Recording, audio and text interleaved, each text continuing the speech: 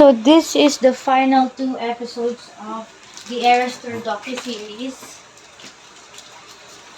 Episode 5. Ano title ng episode 5? Marjorie. Marjorie. Oh my God. Kuha na kaya akong t-shirt? O sige, Diyos ko naman. Grabe ka naman. Ano, may iyak ka?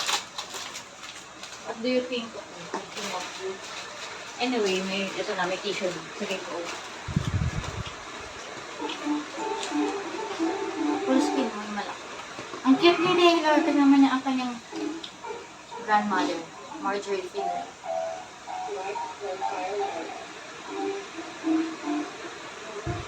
Ina. Pause mo muna. Hindi kasi naka-max. Dapat may speaker dito.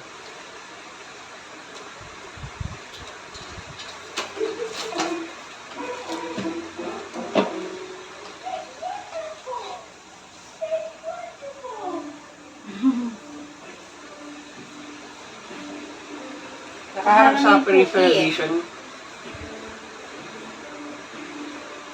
Batiin mo naman yung watchers na Merry Christmas. Merry Christmas! Christmas Eve. Yes, it's December 24, 2025. Wanna taste the cookie? No. Ang galing. Kahit yung buhok ni Taylor Swift nagbubuhag din. Kaya may tao pa rin siya.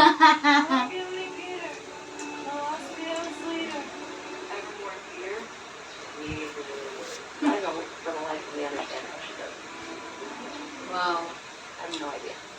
Because I She's couldn't so do proud. it. Because my life depended on it. I couldn't do it. Ang galing blend din yung mama niya. There Mama, was no she- creative bone in my body. Tsaka yung sa mata, di ba? Ayan! So kaya siya nagman? Ay, kasi, sa lola nga. Kaya Marjorie. Hmm? Cute. Horror flick ang to. Ang cute. Grabe, ang bata pa nila pareho, oh. Oo nga eh. I was completely the opposite. I went into business in school. I don't have a Buti musical batang background bata. or play instruments, but I do have this sort of intimate knowledge of the psyche of someone who really has to do this. I-imagine ko, what if maging ganyan din si It goes Taylor. back to Ay, lola niya. Mama niya. Marjorie. Hindi siya nagmana. Ang galing na. Hawig niya nga, actually, oh. Or ano siya, opera singer. She was an Oh, officer. She was a music major out of college and went straight to work, live radio performing out of New York. Wow. But she married my dad and they started moving around the world. Wow. So wherever they were Eh, yun yung nasa music video ng would Marjorie. star in local operas. Ang bata pa ng lola niya. Everywhere we went, she was Hawig niya, oh. Oo. Ayan. my sister and I were often brought along and put in the front Ayan row. sila. Kaya nga eh. And on the way home, I remember she would say to me, "So Andre, during that part Hindi of siya, the blonde. Ano daw? Ay, wait. There's something wala. Subtitles. Yan. And on the way home, I remember she would say to me, "So Andre, during that part of the movie, did it make you want to cry?" And I would say, "A little bit, you know, she's always looking for feedback. Ma'am, ayaw nga, mama niya si Marjorie. Ano, ano? Opera. Mama niya, yan, ano eh. So I would give her what I could, but I knew that I had a job to do because I was going to be close to her. Hmm. It was a beautiful relationship I had with her. Parang sila din. But it was all with a full awareness that my mom was this Siya yan. person who loved singing, Kamukha ni who Taylor. loved to perform, and that people love. 1991. Baby pa si Taylor, ang cute. Born on this day. Oh my God. So it began with my mother. And I think that that prepared me probably better than anything that could have for having a child like Taylor. who pretty much wanted to follow in my mother's footsteps. Taylor always knew she wanted to perform, and she was already writing her own music without any co-writers. Oh no! Bueno mano. Nagmana siya sa kanyang grandmother. My God. 30th cry. And then at 11 is when Taylor looked at me and said, "We gotta go. Please, please take me to Nashville." Sakit That ang was mata. her big 30 show. times ka umiyak. Line of 10 na. Eh, hindi pwedeng may eyeliner kung manonood dito. I realized this is where my past with my mother was going to really come into play. May ano siya. I think Taylor wanted Experience. to experience something that she thought was Taylor destiny. I do think that at a very young age we tend to know where we're going in life, and it's good to listen to them and where their dreams are, even at that age. What are you in front of my family and friends, you know? But I think we all know how rare and special opportunities like this are. And Kay, Ay, meron. 31 times iyak ka. you are all things kindness and all things Yakin grace. ka. And absolutely, my life is different from now moving forward because of you. So have an incredible show. I love you guys. Oh, I'm my favorite pop star. You are my favorite pop star. Oh my God.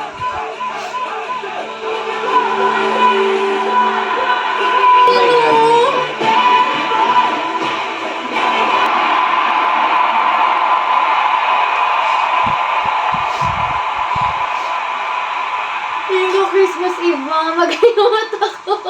Taylor has always been about the audience, making sure that she felt an intimate connection with them, meeting people, talking to them, hugging them. Olivia Tour. That could no longer be possible because of COVID and the risk that it brought to everybody backstage, that you've got this massive production, having it shut down. Bed bag? Wow. Wow. She practiced diving. Wow.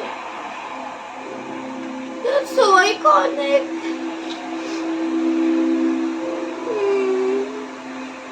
It's so beautiful. Yes. People scream. Ay, 33 times. It's happening right in front of your eyes. That creates joy. And that's, I think, what great shows do. Yeah. Make adults feel like children. Adults feel like you. What we were trying to do with this tour was make it the biggest thing we've ever done.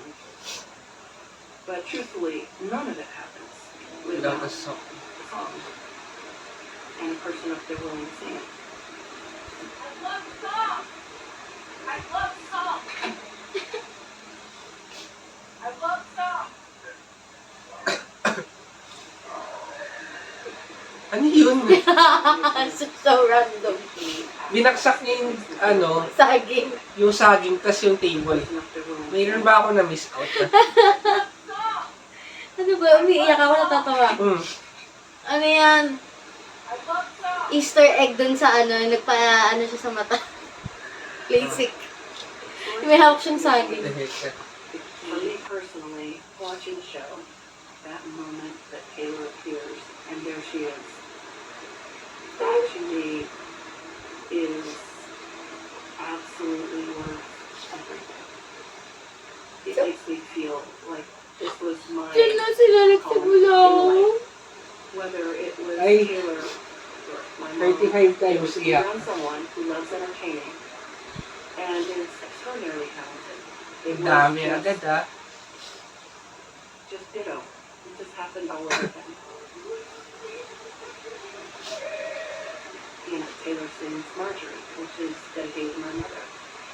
And, you know,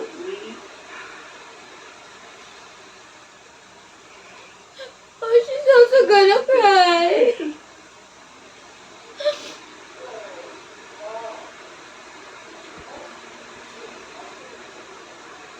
the experience writing Marjorie was, I was kind of a wreck at times writing it. I would sort of break down sometimes. Ah. She died when I was 13, when I was on a trip to Nashville to try and make it.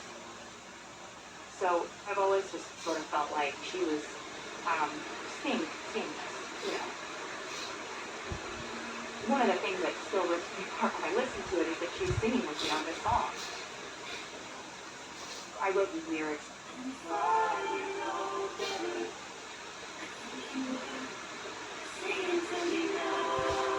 Oh, ano yung mga niya? Hear her actually sing.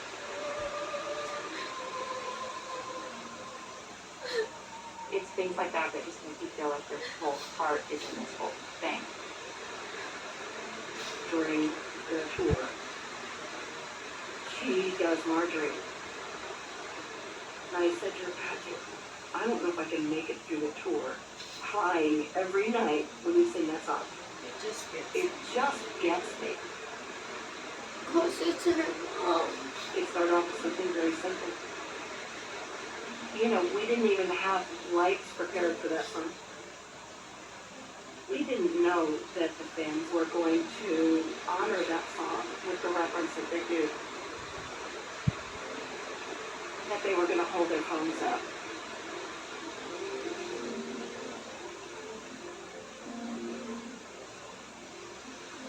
It just became a very loving tribute to her grandmother. Marjorie every night. You know, I think about family. My dad passed away last year. She's singing about her grandmother, but those of us that have gone through something similar, that's always kind of an emotional thing at night. My papa was a big part of the family. My favorite person in the whole world is me, unfortunately passed. Every single time I'm on that stage, I definitely feel his presence, especially the first night. Just this big rush felt over me, and I was like, it's my grandpa. Marjorie is about Taylor's grandmother, but it's personal to me. And I think that's a testament to Taylor's writing because it really feels... Marjorie. Every night. And nanonood si... Ganda. And nanonood si mom niya, si Taylor.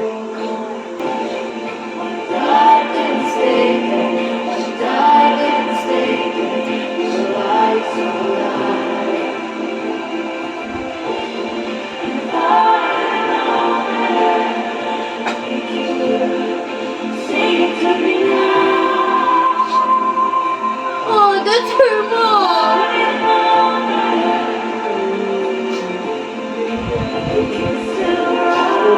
Luha sa mata mo. My mom's voice is in that song. And she would have loved to have seen all of this.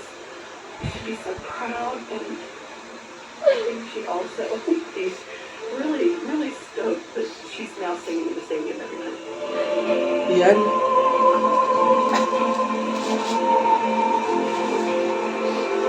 Sinama nga pala yung boses niya.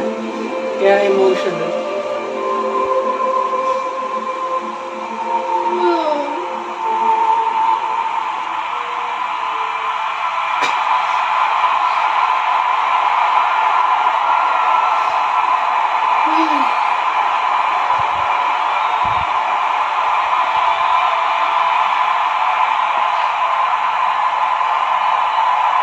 Ano kaya reaction ng first time na napakinggan yung album? Lalo na yung The Best Day, Never Grow Up. Yung mashup na yun. Naiiyak din si Andrea, tas Mother's Day yun. Oh, picture nila yung model. Yung alin? Mag ina yun, no? Ah,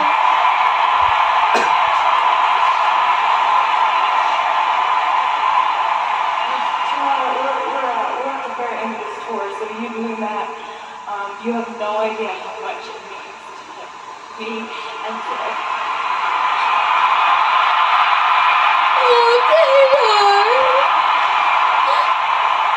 37 times. my band and to my crew and everybody who's put so much of 37 this times ka lang. is poured into their I don't even know what I'm saying for them. I'm just having a good time.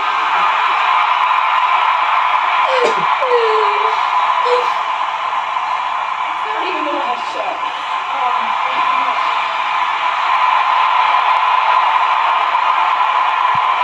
I love you guys. Thank you so much for that. Abangan ka ni next month pa rin. Videohan ko.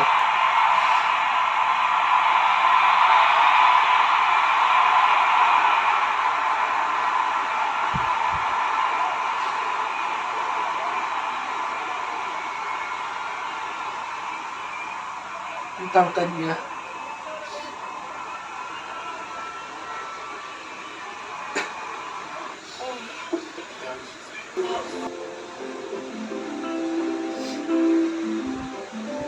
Nauhog na ako. Post mo. Videohan ko yung next month iyak. Kung kaya mo. Just for vlog din. Kaya nga. Shake it off. Ay, same time, oh. Magpapasko. Ay, December 8. O swerte yung mga nag-load ng tour na may titipili na. Oh my God, last show.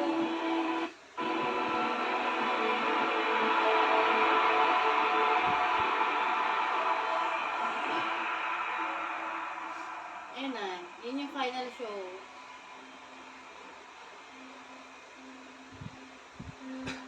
Ayan na. It's at end of an era na. Diyan ako naiyak, diba? Yes.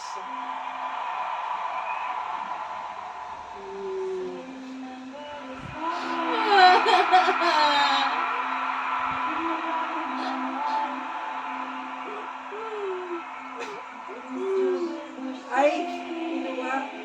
29 times ka na umiyak ka.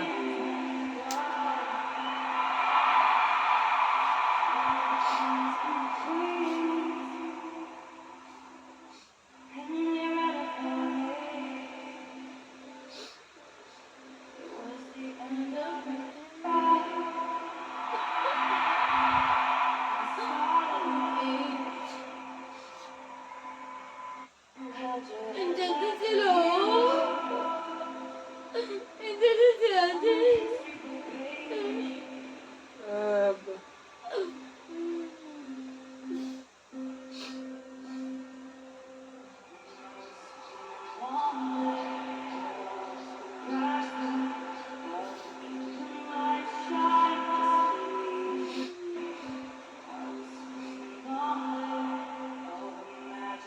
They're watching, oh.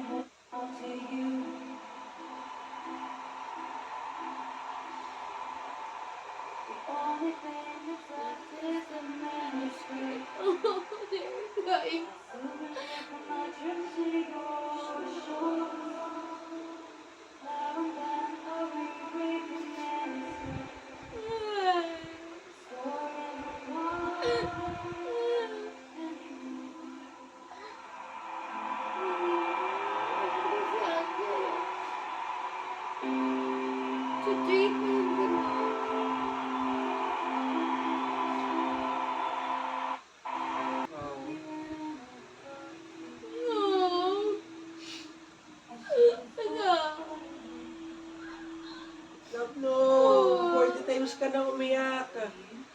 Grabe naman, ang dami mong beses. 40 times.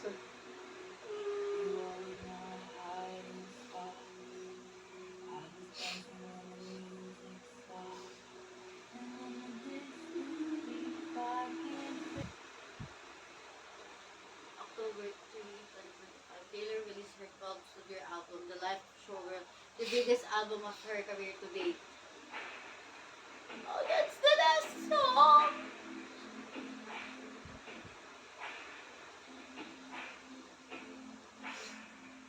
Ah. Kunin mo yung phone.